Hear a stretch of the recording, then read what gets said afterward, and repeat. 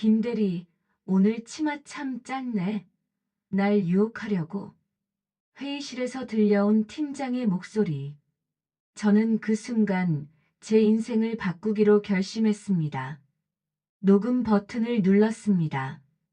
여러분, 제가 이런 선택을 하게 된 이유가 궁금하시죠? 그런데 이야기 시작하기 전에 혹시 구독과 좋아요 눌러주셨나요? 여러분의 작은 관심이 저에게는 정말 큰 힘이 됩니다. 안녕하세요. 저는 김서연 32살입니다. 서울의 한 중견 IT 회사에서 마케팅 대리로 일했어요. 아니, 정확히는 일했었어요. 저는 2년 동안 직장 내 성희롱으로 고통받았고, 1년 동안 증거를 모았고, 결국 그 회사를 고소했습니다. 그리고 이겼습니다. 지금은 저는 그 회사를 나왔고, 더 좋은 곳에서 일하고 있어요. 무엇보다 밤에 악몽 없이 잘 수 있게 되었습니다. 오늘은 제 이야기를 들려드릴게요. 혹시 지금 직장에서 비슷한 일을 겪고 계신 분이 있다면 이 이야기가 작은 용기가 되길 바랍니다. 3년 전 저는 정말 기뻤어요. 대학 졸업하고 2년간 작은 회사에서 경력을 쌓은 후 드디어 중견 IT 기업에 입사하게 됐거든요. 회사 이름은 밝힐 수 없지만 업계에서 꽤 알려진 곳이었어요. 첫 출근 날, 저는 새 정장을 입고 설레는 마음으로 회사에 갔습니다.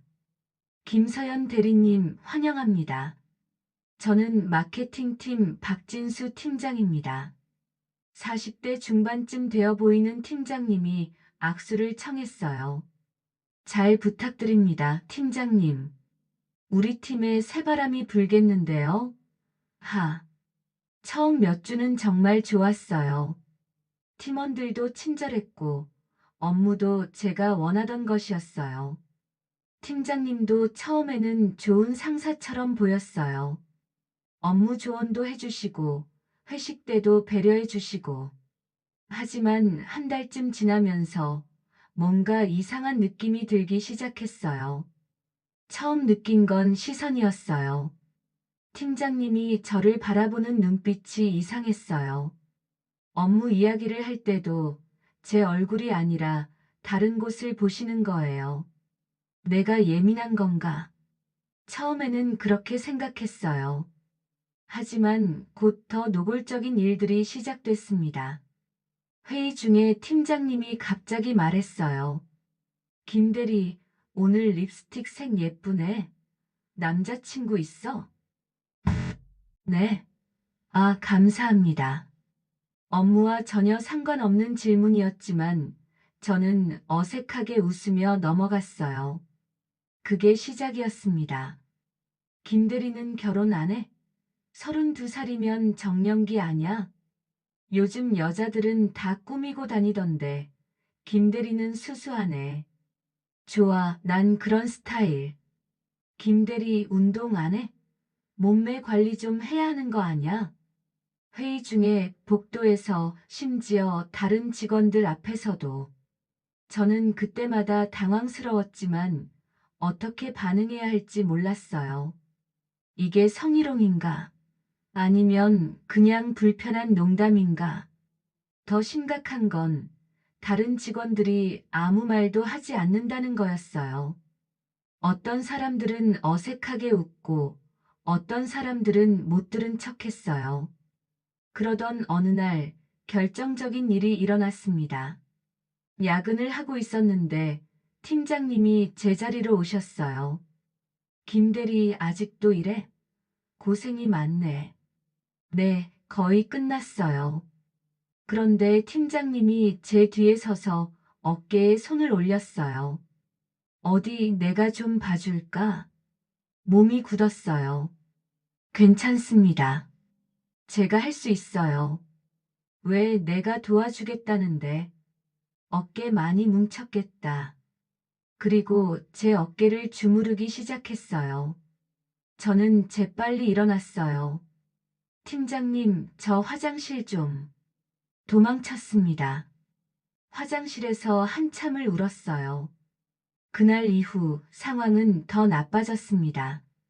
팀장님은 제가 저항하지 않는다는 걸 알았는지 더 대담해졌어요.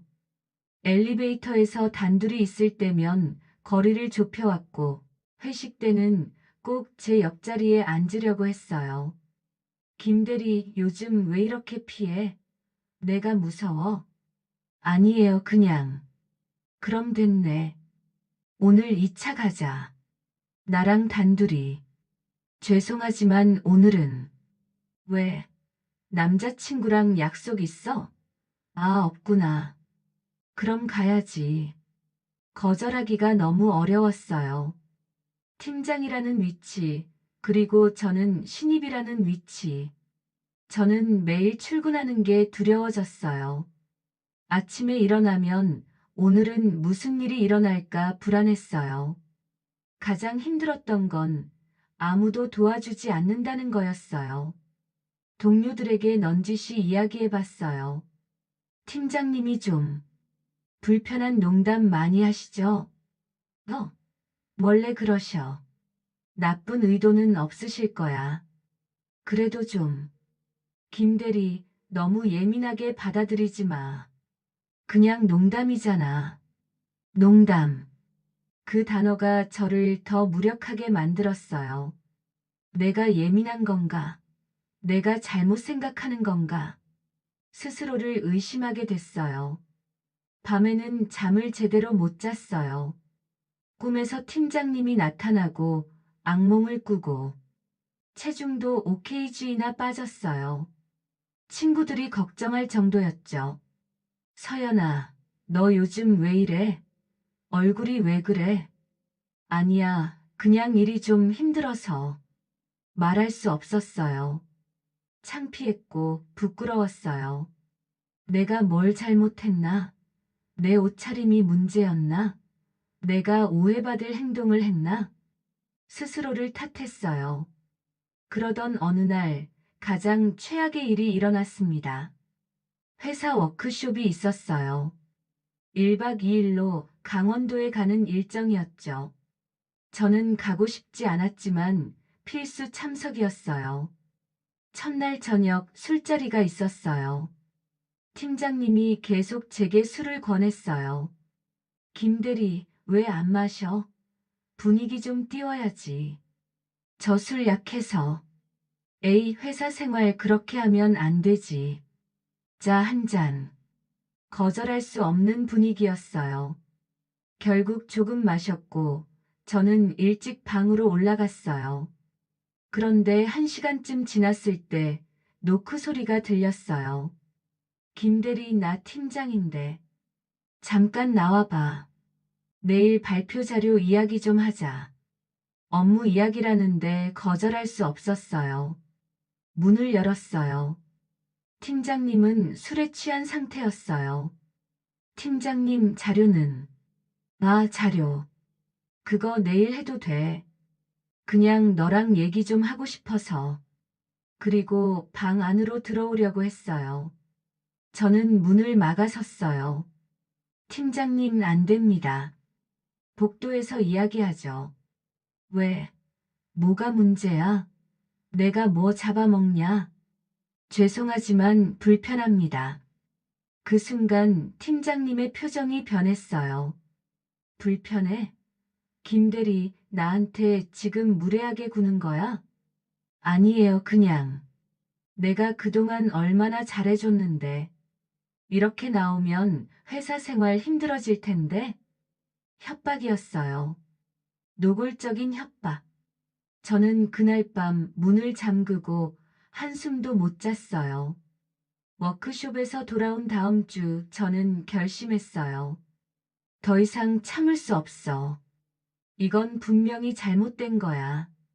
하지만 어떻게 해야 할지 막막했어요. 그때 생각난 게 대학 친구 민지였어요. 민지는 노무사로 일하고 있었거든요. 민지야, 나 좀 만나자. 왜? 무슨 일 있어? 응. 상담 좀 해줘. 카페에서 만나 모든 이야기를 털어놨어요. 처음으로 누군가에게 전부 말했어요. 민지는 진지하게 듣더니 말했어요. 서연아, 이건 명백한 성희롱이야. 직장 내 성희롱. 하지만 증거가 없어. 그럼 만들어. 지금부터. 민지는 구체적인 조언을 해줬어요. 첫째, 녹음기 사. 핸드폰 녹음 앱도 괜찮아. 둘째, 매일 일기 써. 날짜, 시간, 장소, 누가 뭐라고 했는지 구체적으로. 셋째, 목격자 확보해. 다른 직원들도 알고 있을 거야. 넷째, 이메일이나 메신저로 증거 남겨. 팀장이 부적절한 말하면 그 말씀 불편합니다라고 메신저로 보내. 저는 그날부터 준비하기 시작했어요. 다음 날부터 저는 달라졌어요. 겉으로는 평소와 똑같았지만 속으로는 전쟁을 준비하고 있었어요. 핸드폰에 녹음 앱을 깔았어요. 그리고 팀장님과 대화할 때마다 녹음 버튼을 눌렀어요. 노트에는 매일매일 기록했어요. 2023년 3월 15일 오전 10시 회의실. 팀장이 김대리 오늘 치마 짧다고 말함. 동석자 이수진 과장, 박민수 대리.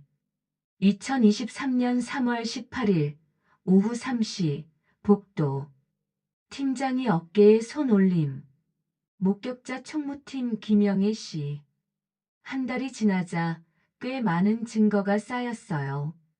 녹음 파일 23개, 일기 30페이지. 그리고 결정적인 증거를 얻게 됐어요. 회의 중에 팀장님이 또 불편한 발언을 했어요. 김대리 남자친구 생겼어?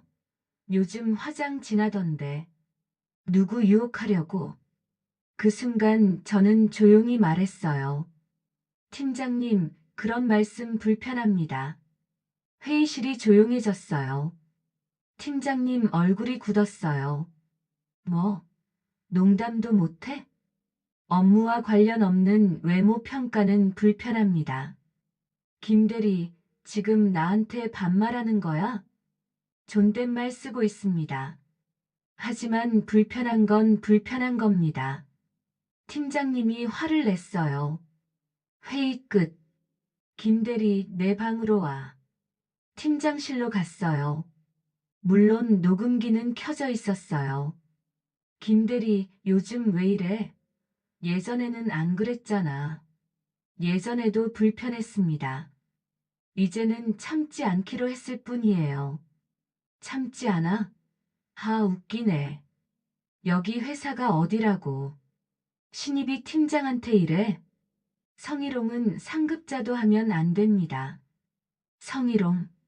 야, 김서연. 지금 나를 성희롱범으로 모는 거야? 팀장님이 하신 말씀과 행동이 성희롱에 해당됩니다. 팀장님이 책상을 쳤어요. 당장 나가. 그리고 내일부터 출근 안 해도 돼. 해고하시는 겁니까? 해고 아니고 뭐야. 너 같은 문제 직원은 필요 없어. 완벽했어요. 협박과 부당해고까지 녹음했어요. 저는 차분하게 말했어요. 알겠습니다. 그럼 내일부터 출근하지 않겠습니다. 대신 노동청과 상담하겠습니다. 팀장님 얼굴이 창백해졌어요. 다음 날 저는 회사에 가지 않았어요. 대신 노동청에 갔어요. 모든 증거를 제출했어요. 녹음 파일, 일기, 목격자 진술서. 상담사가 말했어요. 이 정도면 충분합니다. 직장 내 성희롱과 부당해고로 진정서 제출 가능해요. 저는 회사와 팀장 개인을 모두 고소했어요. 일주일 후 회사 인사팀에서 연락이 왔어요. 김서연 대리님, 혹시 잘못 아신 게 있는 것 같은데요. 잘못 안 게 없습니다. 모든 증거 있습니다. 그래도 사내에서 해결할 수 있지 않을까요? 굳이 밖으로. 이미 노동청에 진정서 제출했습니다. 회사는 당황한 것 같았어요. 며칠 후 회사 변호사에게서 연락이 왔어요. 합의하시죠. 금액 제시하겠습니다. 합의 안 합니다. 재판까지 갈 겁니다.